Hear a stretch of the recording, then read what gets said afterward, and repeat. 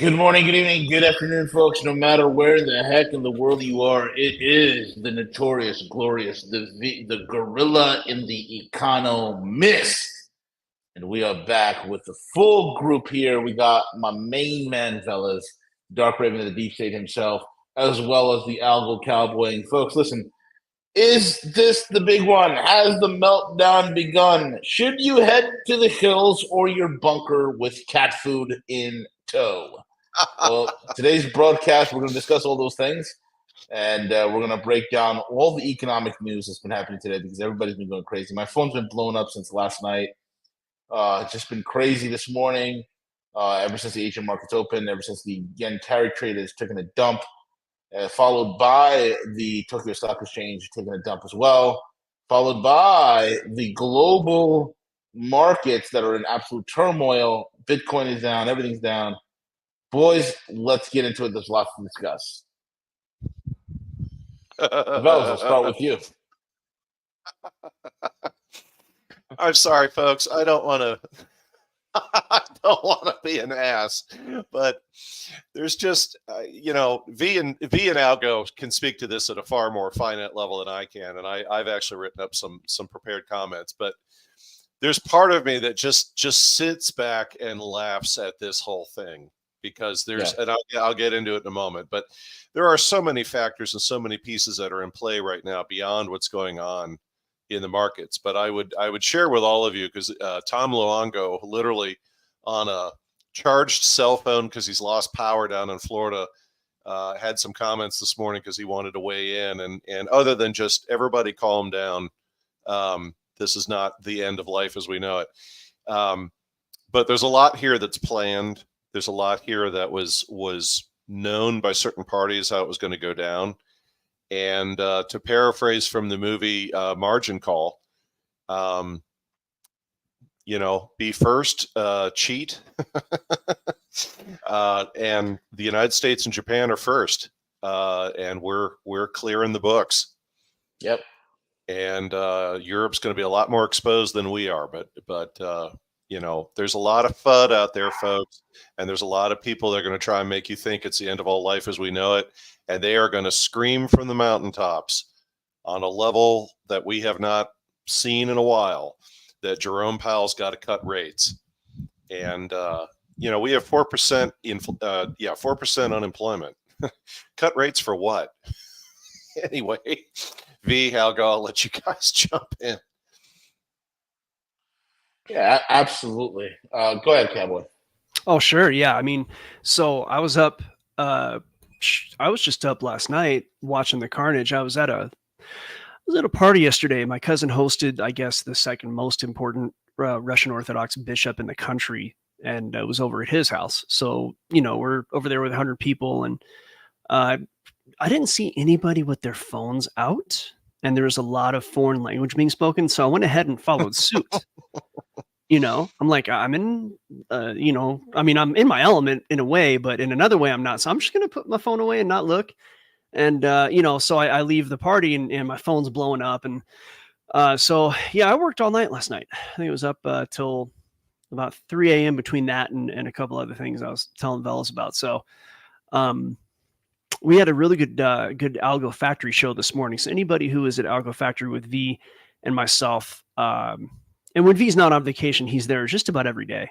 So we got some real good data coming at you. And I would not undervalue Veles, what you're going to say, because of course, I'm going to look at the charts and say, I see this and I see that technically, but what's actually happening geopolitically in this case is going to have a ton to do with markets because this is a currency problem or a currency. It's really a play. It's a power play and it's being done through the currency market. So I'm going to leave it there and kind of let you guys take over until you need any enlightenment from me. V, if it's okay, let me go with some comments I prepared this morning, and then that'll probably be enough food for you two to come in and say, Veles, you need to stop smoking that, or we agree. If that's okay. It's going to be Veles, can you please share what you're smoking? Right. Probably be the request. So yes, much like Algo and V, I was up late last night until about 4 o'clock Eastern in the morning, and I was bothering both of them via text. with various memes and things. And given the events last Friday and detail that came out around that time about what was going on regarding the markets and so on, I knew, because many had already said it, I knew Sunday evening, because the Asian markets, when they open, we were most probably going to see one heck of a series of events. And so I'm going to start my comments in a strange place, but just stay with me, because it does relate, because there's a lot of threads here, folks. There's a lot of things going on. There's a lot of players moving around. Yes, it's about Japan, but there were several years behind how we got here, and other things that are going on right now, and the age-old fight between, among many, the London Corporation and Davos. So I'd shared with you all a while back, maybe a week or so ago, that I said a lot of the campuses here in the United States are going to get lit up like Roman candles this fall year. And I also pointed out around that time that I said, hey, there's a lot going on in Bangladesh, which was kind of odd. And it was centered on one of their main universities. And there were calls by the students at that university for a new government and for the prime minister to step down. And I said at the time, things are getting pretty hairy in Bangladesh. And I said, if you think it's purely just those students are upset, that's not what's going on. And just as a reminder, what was the main argument or the main demand of the protesters on America's campuses last spring, or quite a few of them? That they were to cease doing business with Israel or the U.S. Department of Defense, but also they wanted transparency about prior spending by both the DoD and Israel on those schools. And they wanted to know from whom, on what, etc., was that money being spent. And what do you call it? I have direct knowledge of what those protesters were demanding, because I've received copies of their documents that they submitted to various schools. They wanted 2 decades of records. That's a lot for folks. You know, back in the 80s, people just protested and said, hey, stop doing business with South Africa. It's an apartheid government. That's BS. We need to stop doing business with South Africa. When protesters are this specific about, well, we want 2 years of records, and we want to know what kind of money's been spent on America's college campuses, that's directed. No college kid worth their weight knows to ask those questions. So back to Bangladesh. Well, what occurred this morning? Well, given whatever time zone you're in, the prime minister of Bangladesh fled the country this morning. Military is saying they're going to establish a new government just as soon as things calm down a bit. Now, is this because Bangladesh is a major player in international affairs? Well, no, not unless you're talking about cutting up ships that nobody wants anymore, because that's one of the main industries Bangladesh has. But Bangladesh is a dry run and a warning to other governments of what could happen to them. It's like what happened a year or 2 or 3 ago when certain U.S. Congress people started asking too many questions about things in the financial markets and the intelligence community. And suddenly the boyfriends or girlfriends of their kids were all dying in fiery car accidents. Those deaths, and there were several, here in the United States were a warning. Bangladesh is the fiery car accident who's a warning on a bigger scale. Now, this does relate to Japan and those events, so bear with me. So just to demonstrate folks are aware of the danger of what's coming this fall, the University of Indiana last week changed the school's policies about protests and encampments on campus in a major blow to future plans of demonstrators. And then one of my favorites this weekend, the University of Wisconsin, certainly not a paragon of conservative politics, found a way to ban certain pro-Gaza groups from campus. And then lastly, California suddenly found its spine and made significant changes to encampment policies across the state. Now, why did that matter in California's case? Because California's larger universities are public, not private. Makes their ability to shoo demonstrators off their property a lot harder. By the state of California making those moves, it made it a lot easier should things start getting a little ornery this fall. These schools are all taking these measures, plus other things the media hasn't even caught yet or is just not reporting, who are all preemptive. Now, remember Gus Demos's frequent comments about, you want to know who has power? Find out who you're not allowed to criticize. In 3 months, several major schools and states all found their spines after years of taking no action when it came to metropolitan or campus protests. Now, why do you think that is? Not to mention last week, I attended a meeting that was held by Homeland Security, the Department of Education, and several other federal agencies advising America's universities on approaches to managing campus protests. Most of you probably don't even know that even took place. And that was a massive meeting, folks. Every major university in this country was on that call. It was filled with government think speak, but for them to hold such a call with so many agencies communicating to pretty much everybody in academia is kind of rare. And they provided a ton of materials to help schools keep a lid on protests. And this is all by design, my friends. They're trying to contain what's going to go down this fall. So then we have the protests in the UK and Ireland concerning immigration centers being burned to the ground, and protests about the influx of immigrants without proper legal processing. Key words, proper legal processing. That's a massive topic, and we don't have the time for that right now. But this much is true. Citizens in those countries could have risen up years ago. They didn't. But now, like campus activity in the United States, some countries are front and center. Doesn't that strike you as odd? It's not conjecture, folks. Those protests, in my opinion, are planned and coordinated and funded by Davos. That and even some pro-London corporation folks are allowing it because it's a domestic distraction from bigger economic problems. And I have direct eyes on the ground that can confirm from friends of mine the following. There have been large numbers of immigrants coming into countries like the UK and Ireland by plane who have mumps, among other diseases. These people are literally being disinfected on the tarmac, and then they're immediately walked over to another aircraft and put on a plane for the United States. That's a fact. I've had it confirmed. And anybody wonderful. Oh, yes. And anybody complaining. When is Ebola coming over? Any day now. Anyone complaining to the CDC about that, I'm sure, has already been placed on a watch list. So let's turn back the dial a bit. What's one of the bigger contributors to the last few years and how we got here? For many years, V and others in the alternative space have been talking about the planned move to a new financial system. And as I've said on my programs, many global elites went along with it until opportunities arose from which they could personally benefit, even if that led to conflict with other elites, particularly what I've been calling apex elites. And by the way, talking about the quote-unquote mind space on the internet, I've heard suddenly the phrase apex elites popping up in the lexicon of other commentators on air. So someone somewhere is watching Rogue News. Do you all remember that little weirdness in Las Vegas back in 2017, where supposedly Mohammed bin Salman, or MBS, of Saudi Arabia was almost assassinated in Las Vegas? I shared with you in a prior program about a year ago quite a few details about that. And I know private security folks who've told me of many high-profile people who go incognito to public places around the world. They just want to get out of the limelight and act like a regular person for a while. A little makeup, a baseball cap, the right clothes, and they and their security detail just look like anybody else out for a night.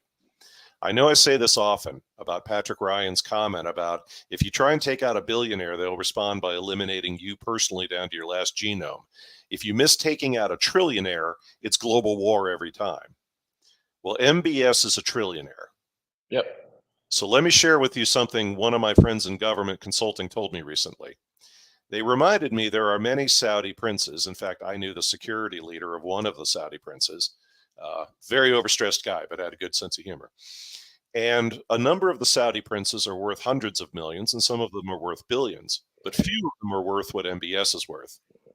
And there have been conflicts among the Saudi royal family members in the past, particularly in the 1970s, and among these princes in that country before. But no one, and I mean nobody, ever tried to kill somebody at MBS's level.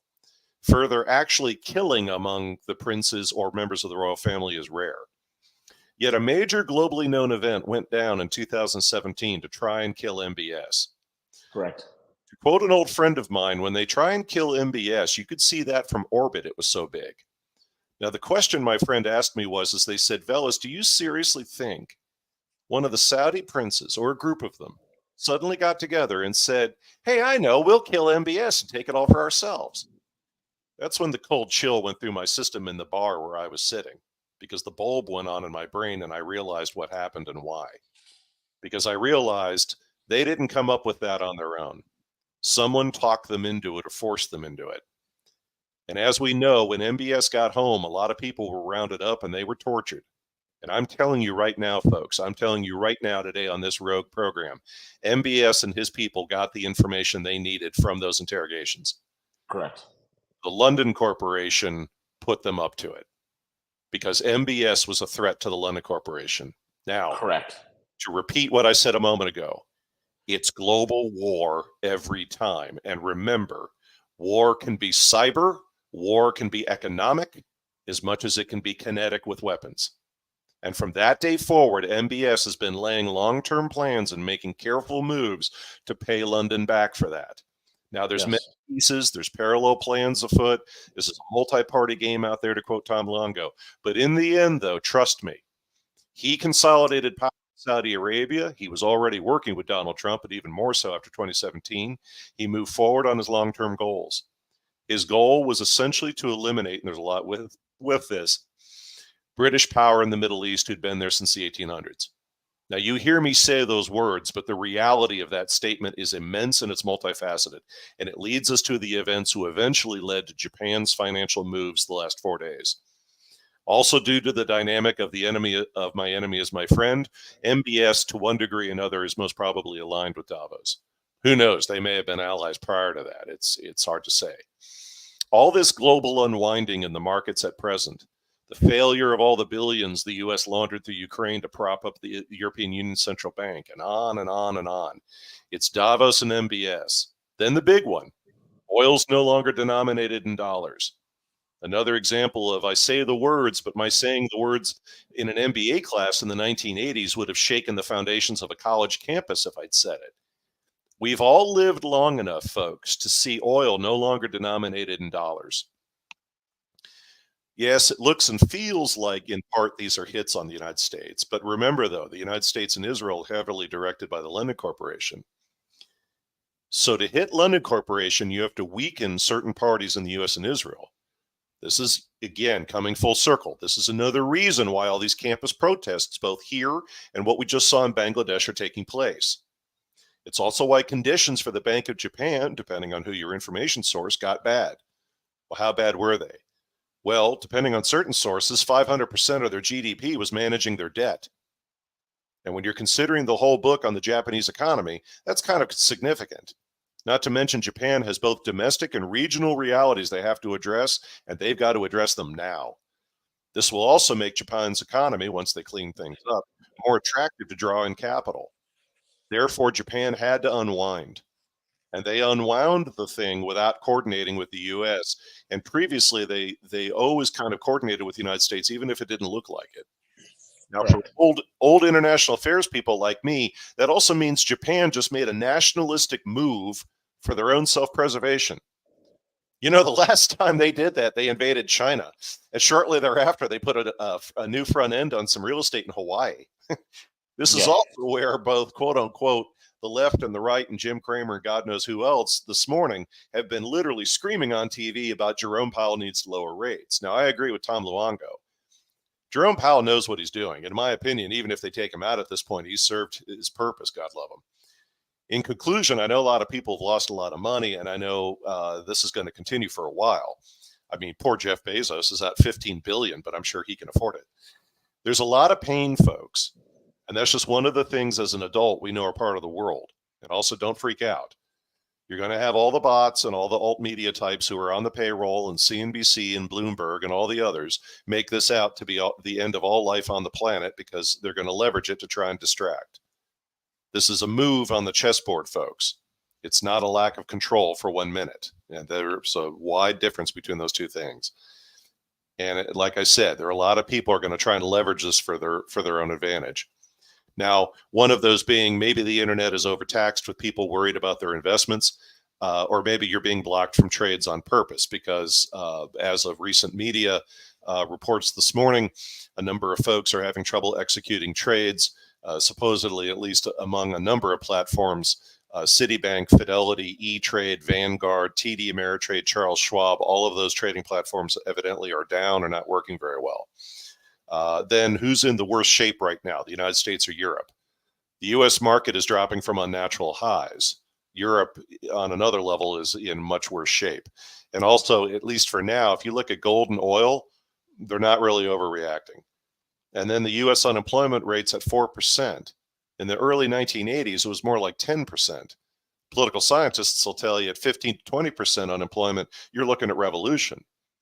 And depending on who the economist is, they'll tell you that 5 or 6% is full employment. So at 4% U.S. unemployment, just speaking of the United States alone, is the world coming to an end? I don't think so. Now, who will be the safe havens in the markets? The first to sell. And who's selling? Japan and the U.S. There's a plan here. We will see what that plan is, and it's coming into visibility. But for a guy like me, though, powerful actors are coming out of the shadows, and they can no longer hide because they have to come into the light because they've either got to save their butts or achieve their goals or both. And that, my friends, is a momentous occasion. The Vorlons in the shadows can't hide anymore, and now we can see them, and we can see what they're doing. And if we're able to, and if we can pick up the correct insights, we're going to learn a lot. We're going to learn a lot about both how we got here and where they're trying to take things. So with that, I'll shut up and yield the floor to Algo and V. Absolutely. I think you've covered beautifully, what the heck is really going on. I mean, you surmised it very well, Veles. One of the things I will tell you guys is this. If you guys remember back in 2014 and 15, in fact, I had a broadcast one time with a buddy of mine. And we called him the Prince. I don't know if you guys remember this. Cowboy, I don't know if Cowboy, this is even before. Was it the Prince or was it the Voice? No, the Prince. And the Prince was basically a buddy of mine. His name is Tarek. I won't mention his last name. But his last name is Ben Saud. So you know who it is, right? He is the son of one of the crown princes of King Faisal, right? And King Faisal was the was the king before the current King Salman, right? So Tarek and MBS grew up together. They grew up together in Dubai. They grew up together playing PlayStations. They were chilling the same. They were buddies. And right around 2014, 15, Tarek told me exactly what the play-by-play was going to be because, Veles mentioned something very critical here. He mentioned London Corporation, and it was a hit on as being the hit on MBS. And he's right because what occurred with Faisal, not Faisal, I'm sorry, with King Salman, right now, right, the alien king. King Salman was supposed to pick Crown Prince Merkin. Merkin at that time was studying in Oxford. He was studying in Oxford. He was also training with the Royal Air Force, the RAF. He was in every single one of the London, UK, British intelligentsia apparatchiks. They were all grooming him. He was the heir apparent. It was Merkin. I'm going to tell you how this whole thing unraveled. And in the 11th hour, when it was supposed to be Merkin, King Salman picked MBS. And the question that I've had from my buddy Tarek at that time, why did they pick MBS? He goes, V, this is when the Syrian war will start to take a turn. It will take a few years to unwind, but it's going to take a turn, and it's going to stop. I was like, why would it stop, Tarek? And I remember him telling me, he goes, the Syrian war will stop because MBS is half Syrian. I was like, what? MBS's mother is King Salman's favorite wife. MBS's mother, who's a very behind-the-scenes, instrumental and powerful woman, MBS's mother is Syrian. Oh, no. Oh, no. Wait a minute. And how important of a Syrian? Very important to the Syrian. So now we're going to drag Russia. Her bloodline goes directly to a lot of royal Hashemites that are in Jordan. I'm sorry, that are in Jordan and that are in Syria. Excuse me. Right? So this is the thing. This is the thing that nobody really discussed behind the scenes. Tarek discusses. I mentioned a few times after that. And then Tarek disappeared. He goes, look, I can't communicate with you anymore. My dad and I are going into hiding. There's a lot of things happening. And they went dark. I was like, where are you headed to? Last I heard was Australia. And these are guys who lived in the most lavish luxury in Fifth Avenue, Manhattan, overlooking Central Park, that type of wealth, right? And in fact, he even I said, prove to me that you're really the son of the Crown Prince. And then Tarek showed to me the newspaper clipping of his mother, who was a blonde woman, who was a former model that grew up in Greenwich, Connecticut, and the wedding picture of them and of her and his father, who was a crown prince, okay? And that wedding picture that was in the Greenwich Times newspaper saying, marrying a prince was the title. So he's the real deal. And when Tarek told me that, that's when the whole entire thing, Merkin was out, MBS was in, Palace goes to turmoil, and the last thing he said to me, he goes, MBS is going to get in, and he's going to clean house. And we saw what happened when Ben Talib, right, the Saudi prince who was very close to the Bushes, him and as well as other 180 or 200 crown princes were all imprisoned, all held in hotels. They had their assets seized, their bank accounts liquidated by MBS. Yes. Like what Veles said, some of them were tortured, and they spilled the candy in the lobby and told them exactly what's going on. Why do you and this it all connects to this, folks. It all connects to this. And this is why, the question is MBS Davos or not? No, he's not. He's not. And he's not London Corp either. This is a different player who realizes that he's got he realizes what the UK is. At the end of the day, when you take out the money, the only hooks that the West has in you is monetary. You take the monetary aspects out, you realize at the end of the day, the UK is nothing but the mouse that roared. This is something Vladimir Putin knows. This is why Dmitry Medvedev has said it so eloquently. They're nothing. They're nobody. It's the Wizard of Oz appearing so scary and frightening. But when you pull back the curtain, it's a shriveled old man, hoping that you see him as something more than what he's not. And it's the same situation here. So this is, in one level, it's an FU to the City of London. It's a hell no to Davos. And it's also a rejection of the current petrodollar system, which all these Western parasites have benefited from. Right? V. And then, yeah, go ahead. If I can just jump in for 1 second. Go for it. By way of comparison, folks, and forgive me, let me drop a little economics here. Gross domestic product, and yes, it's a wonky figure, and it's not entirely accurate the way it used to be, but it's consumption, the letter C, consumption plus investment plus government spending, and then exports minus imports is how they calculate gross domestic product. When we got hit in 2008, the sole thing that saves a strong word, that really got the U.S. economy going again, it was not government spending. It was not private businesses. It was not the left. It was not the right. It was fracking.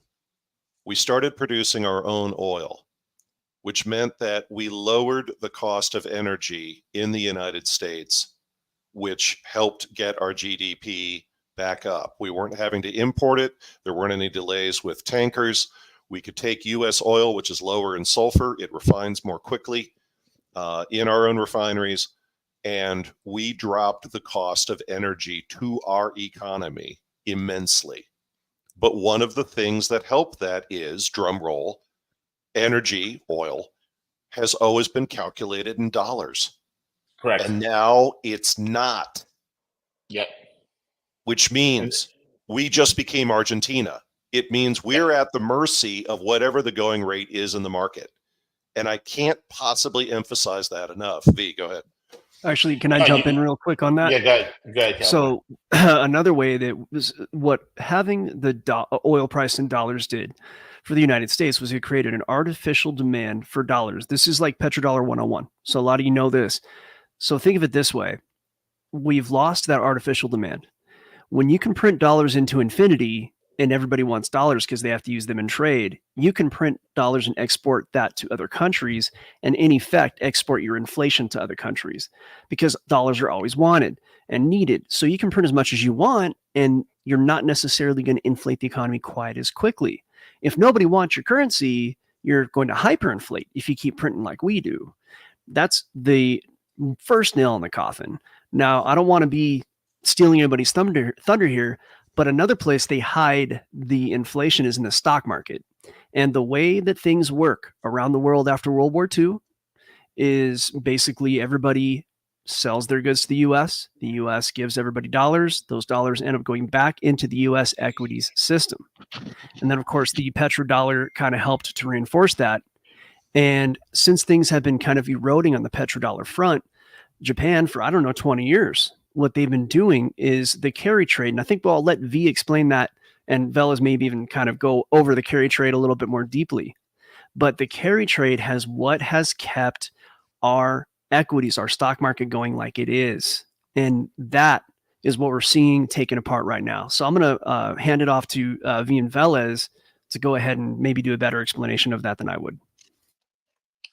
Yeah, absolutely. The whole but I also derailed the Saudi conversation, so I don't know if you want to swing back to that. It's all you. It's not a derail. Yeah. It's all part of it. It's not derail at all. And again, I want to make something abundantly clear here. There's somebody in the comment section saying that I'm repeating some QAnon bullshit from 2017. Go back and listen to this broadcast. 2014 and 2015 is when I said what I had to say about what was happening in Saudi Arabia, about MBS, about Merkin, about all of that. And it's also the same amount of time where I wrote Japan the Mischief Engine. There was like a 5,000 word article that I wrote, and I actually put that into, I think, one of our first newsletters that we did for at that time, Rogue Money. We weren't even Rogue News at that time. We were still Rogue Money at that time. So I'll dig that up because it's a very poignant article, and a lot of things that I wrote about has come back to haunt us. One of the things was the evisceration of the yen carry trade. The second thing is the end of the petrodollar. One of the things I talked about is that I've always said this from Jump Street: the American dream is built on Saudi pipelines. Okay, it's so pertinent. Like Veles nailed it. It's so important. It's so pertinent that the dollar, that the petroleum is not only priced in dollars, but it's also purchased in dollars. And we're no longer collecting the fees because we are what? At the end of the day, we're a rentier economy. We're a rent-seeking economy, right? We don't have captains of industry. We're not Russia, where you have captains of industries, right? We're not China, where we have captains of industry. Our billionaires are paper pushers. They make money off of dividends, of paper. They're rent seekers, and thus we have a rent-seeking economy. Okay? And all of this system, which was just a giant smoke screen, a giant deck of cards, that you can only create it this way if your ultimate intent is to create as much fraud as possible and extract as much wealth as possible from nations and from people. And that's what we have today, folks. It's like the jig is up, right? It's like the next several months I know is going to be hectic. We've been talking about it at Algo Factory, Cowboy Net, every single day for months on end. What's going to happen in the fall, the build up to the fall. All the data is pointing towards a big event in the fall. We've been saying it since like the start of the end of 2023, Cowboy, if I'm not mistaken. Earlier. And here we are, and we have all the timestamps on the charts, and we can pull all the charts for you and show you all the timestamps that we talked about. We've been charting this a year in advance. And here we are. V, I don't think you feel strongly enough about this topic. Well, now here's the funny thing too. So I'm watching all these crypto heads LARPing as like geopolitical currency market experts now. We've been talking about the currency trade unwind since I'm going to say mid-year last year or the fall. We've been talking about it. Tom Luongo's been talking about it. I've been doing videos the last 2 months because I keep telling people, and I mean, not just in Algo Factory Private, which we've been talking about for a long time, but even on the Algo Factory videos that I do, sometimes daily, sometimes a few times a week, like watch the Japanese yen. When it goes above 152, we're seeing a major shift. And it's interesting that they actually powered it up all the way up to like 160, and now they let it fall. So it seems as if the Japanese went ahead, let it head up, gave it some, kinetic energy to fall, and then they took the legs out from under it. And man, it's just carnage, and it's in a certain disgusting way. It's really fun to watch. I hate to say that, but I like pain. Algo and V. Correct me if I'm wrong. The unwind by Japan is 20 trillion. Correct? Jesus, yes. That's actually, the numbers are news to me, Veles. But $20 trillion. I mean, look. What did they hide from Bank of America's like derivatives was about 65 trillion. Trillion, was it, V, back in like 2008? So a $20 trillion unwind. Now, the question I have is that a derivatives? Is that a leveraged unwind, or is that a spot unwind? I bet you that's leverage. Point taken. It's leverage. It's definitely it's a leverage unwind. It's not a spot unwind. The numbers here are going to go, Veles, towards your comment about this is not the end of the world.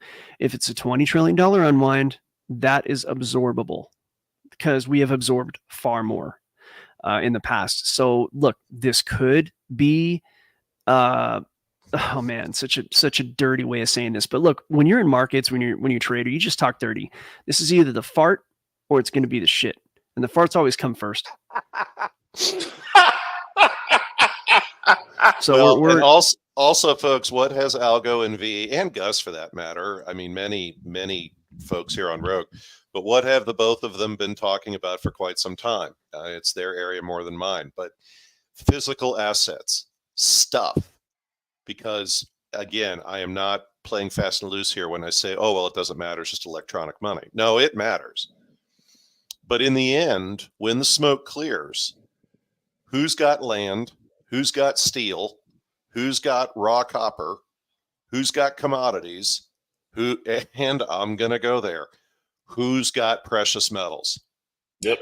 How long, even I'm going to jump on this bandwagon, how long have even I been reporting to you for at least 2 years, maybe a little longer, where every so often I pull off of some obscure goddarn banking website or something, and I start getting into, here's how much bullion just got exchanged between these countries. Here's how many mines are now operating on top of the existing ones in Indonesia, pulling even more precious metals. How many, and of course, very near to my heart because I've been down there. How many times have I brought up Paraguay, Chile, Peru, and all the weirdness in their elections? Why? Because everybody's trying to get their paws on those countries' mines to get access to the raw materials, because that's a physical damn asset. Right. And this is where this is all going. And this is why all these countries, China in particular, but why so many of these countries have been acquiring bullion, and also not just gold, platinum, but they've been acquiring any metal of value they can get their paws on to bolster their currencies. Now, why in the name of God would they do that unless everybody had some kind of smoke-filled room moment where it's like, could be Japan, could be the US, could be the Brits, could be the Swiss, who knows? But somewhere, somebody is going to pull that trigger. And the Japanese did it. There's go ahead, Algo. Well, actually, so V, Andy Schechter's like not the biggest player, right, in the gold game, but not even by a long shot. Not by a long shot, but he had some good things to say, and this is directly talking, Veles, to talking about like from the financial end of the acquisition of metals. So in 2017, the private central banks around the world started to acquire physical gold at a rate.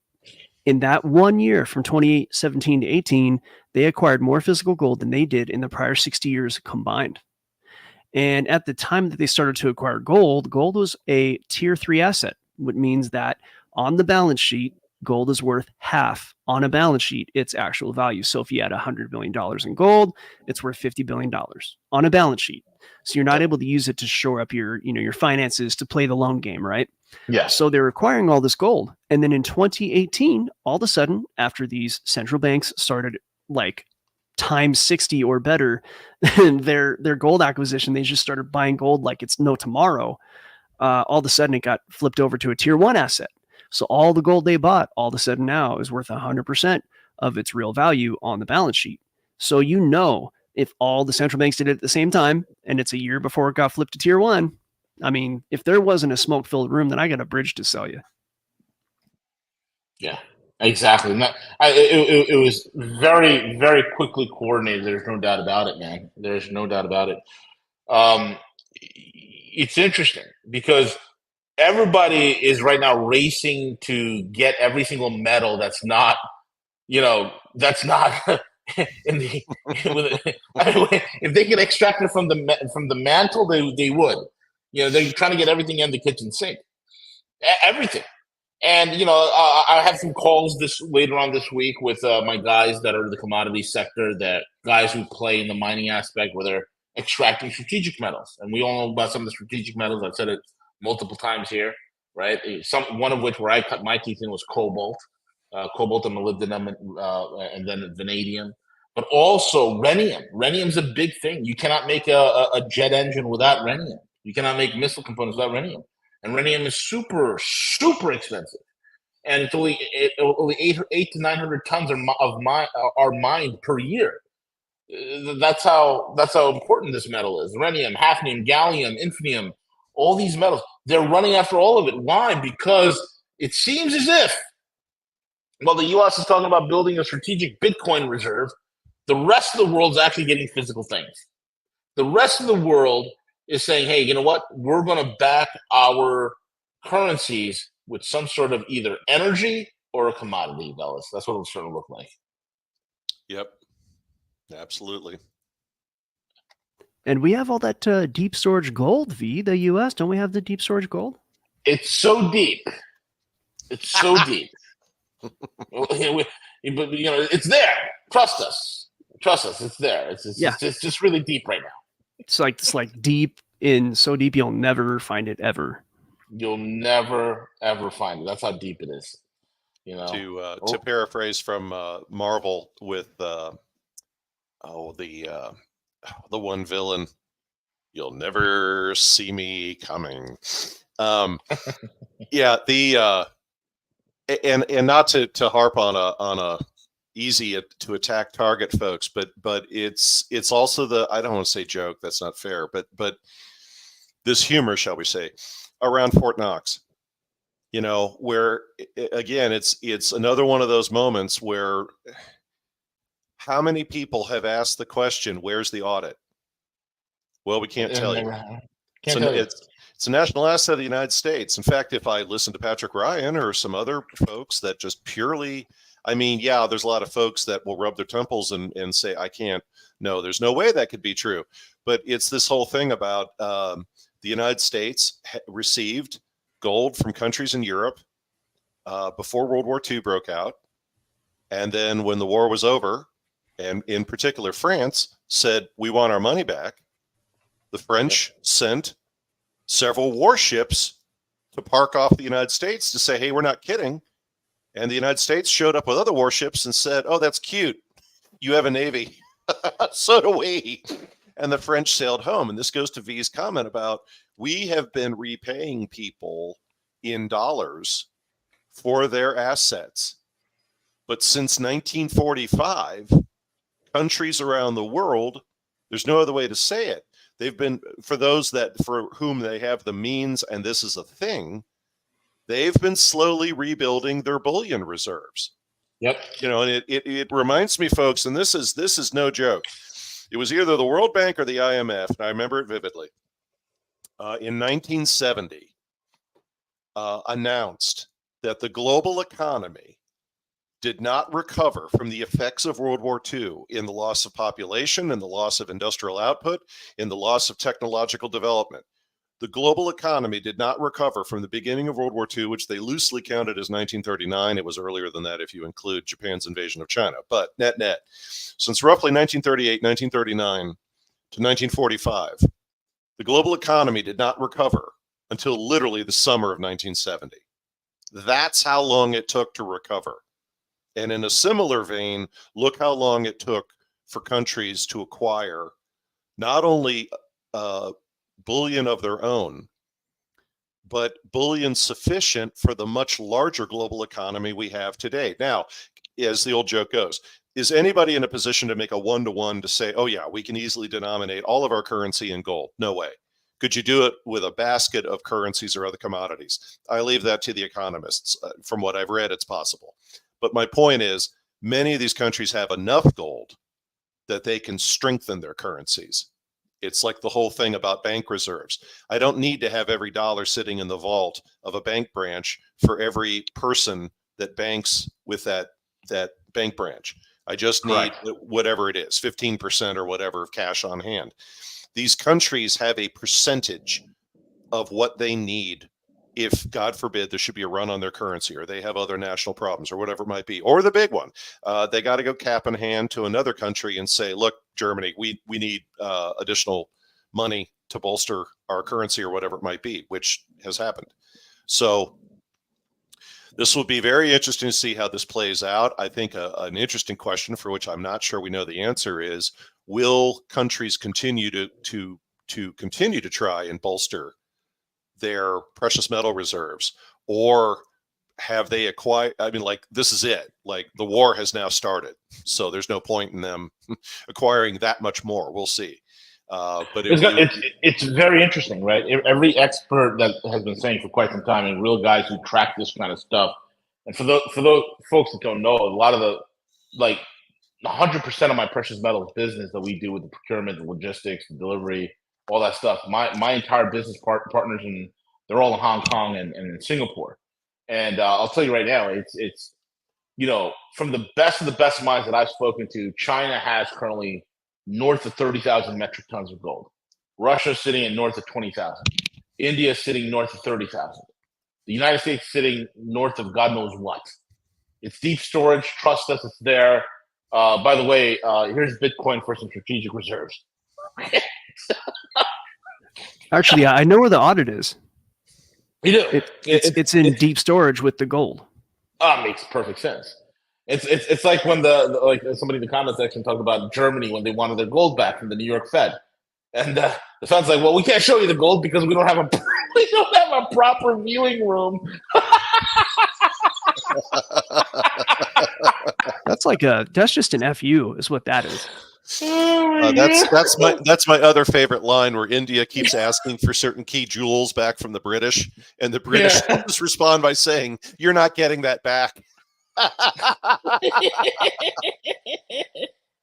Britain, stop taking everybody's stuff. Yeah. There's another edge to this whole thing, and it's my understanding that part of the way that we attempted to make whole the rest of the world in the 1971 coming off of the gold standard was that we allowed the rights to a lot of minerals in the United States to be owned by countries to whom we actually owed that gold. And this is right about the same time that the EPA was created. And it just so happens that a lot of these minerals, to the rights to which a lot of these countries are debtor or our creditors hold, and they happen to be under national parks, so we can't get to them. What are the odds? Yeah. Yeah. What are the odds? The EPA. It's what it's. It was. In other news, fellas. In other news, Russian Security Council Secretary Sergei Shoigu, a man who actually has talent and brains, as opposed to the equivalents we have here in America, has shown up in Tehran, Iran, to meet with the newly elected president of Iran. This hot on the heels of our friends in the Levant going on an assassination spree. What are your takes on this, fellas? I am of the belief, and God, the Middle East. I am of the belief that we have a carefully controlled conflict in the region where, in my opinion, because it's happened before, and I don't want to oversimplify, but Hitler rose to power using the brutality of the SA, and then the Schutzstaffel, the SS, were created. The SS was a more desirable asset. So Hitler had to get rid of one of them. So he got rid of the brown shirts, the SA. Saddam Hussein, as I shared with all of you on a program, had 3 intelligence agencies. Periodically, he would pick one and tell the other 2 they've become disloyal. And then the other 2 intelligence agencies would wipe out the 3rd, and then Saddam would create a whole new 3rd and keep everybody at each other's throats. The Tet Offensive, contrary to the whole thing about, oh, the American army was almost overwhelmed or whatever.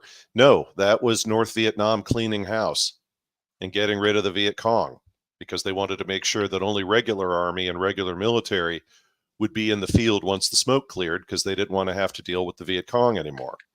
So Hamas and Hezbollah and other similar types of organizations have always been proxies. And there are a lot of proxies, folks. There are hacking groups that are proxies. Have no misgivings about that. And periodically, the proxies become a problem. And so sometimes you got to clean house. So this is an opportunity for, in my opinion, certain parties in the Levant and certain parties in Persia, for both of them to justify conflict with each other, to clean house. Because much as Gus and many others have made the famous statement, you'll know who is in power by who you're not allowed to make fun of. There's another phrase I like, which was told to me by friends of mine in the Cuban American community, which is, if you want to really know what the hell's going on, I'm dead serious, go find out whose kids are attending private universities in Switzerland. You'll be amazed whose kids are friends at private universities in Switzerland. People for whom the governments aren't talking to each other. The leaders of those countries might even be claiming they're trying to kill each other. But their kids are sitting in bars getting hammered. Yep. And they've also got a lot of the family's wealth outside the country too, just in case. So, in my opinion, oh, well, America's sending troops to the Middle East. Yes, we are. But we have so damn many troops in so many countries. I mean, to me, it's like, okay, so we moved a couple of thousand folks out of Germany and moved them into the region. Okay, everybody, you're getting a tan. It's like, are we going to war on behalf of Israel to go after Iran? Well, there's people that want you to believe that. Heck, we might even attack Iran at one point. But in the words of somebody in the alt space over this weekend who made an amusing comment about that one of the things they do is they have friends of theirs in the trucking industry in the Middle East. And what do? They monitor, I'm dead serious, they monitor to see who's moving 55-gallon drums out into the middle of the desert. Why? Because they fill them with paraffin and gasoline so that when the missiles come over, it looks really impressive, like a base just got blown up. But it didn't. It's just fireworks. It's meant to look like the two countries are shooting at each other. There's literally contractors in the Middle East, folks, that this is what they do. So unless I see real targets getting hit, unless I see real, by my standards, things happening, correct, everybody is cleaning house. Japan is cleaning house financially. The Middle East, yes, they are, via proxies. And we'll see where this takes us. Yeah, absolutely. Very well said. Boys, great show today. Any closing statements, Cowboy, Veles? I'll jump in here. So again, I would caution people who think this is the end of the world. I know, Veles, that's kind of your message, right? It's just not to panic. Sound about right? Yes, sir. So, V and I talked about this morning, and I like the concept of cleaning house. Did you see the post in there by Mary in Japan? I actually put it up on the screen. I love Mary. It's right here on the screen. Leading news here at the moment. She's obviously in Japan. Japanese stocks are starting to become aware of the worst case scenario for the Japanese economy. The tailwind of the yen's appreciation has been halted and policies are dysfunctional. I'm assuming that means that they're going to reverse course on what they've been doing to the stock market. I'm not exactly sure what that means. If you guys want to take a shot at that, interpret that message, which policies are dysfunctional that they're talking about.